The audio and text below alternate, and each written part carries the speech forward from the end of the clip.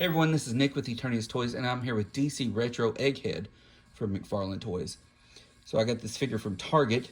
Egghead is a character primarily featured in the 60s show. He was played by Vincent Price, who many people these days would know from the Thriller rap in the song Thriller.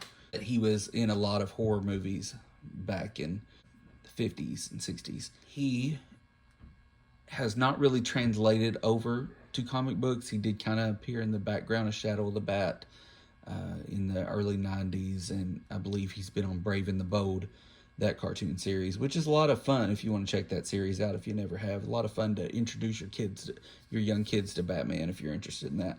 Here's a closer look at Egghead. He didn't come with anything but the pals and bams and zaps and all that.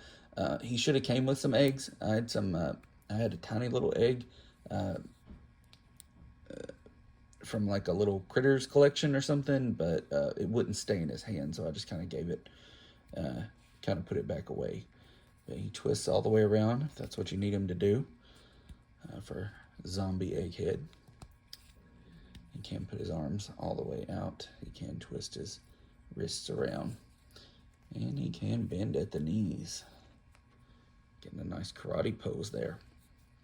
But it would have been fun to have him have a couple of accessories. The thing you do start to notice with DC Retro, if you handle them too much, is you will start to see paint wear. And I will show you this again with another figure, which is a favorite of mine, Robin. You'll see the paint wear here in his hair. So if you handle them too much, they're not like your usual McFarlane figures. It seems like they're made with a different kind of paint and a different kind of materials.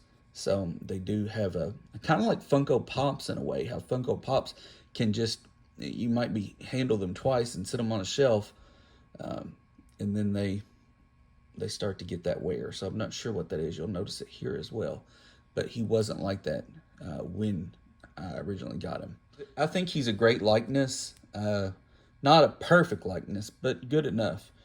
And Egghead is like one from the show where, unlike, Joker and Penguin, which you expect them to make, you're never really sure if you're going to get an Egghead or Louis the Lilac or Falseface, anybody like that. So it is fun to get these kind of secondary villains. This Egghead, where he didn't really come with anything, and there is paint wear after just a few months, I'm going to have to give him a 3.5 out of 5. I like the likeness, I like the look, but even though I do have an Egghead figure for the first time ever as a kid or a collector over the years, he's just not as cool and perfect as he should be.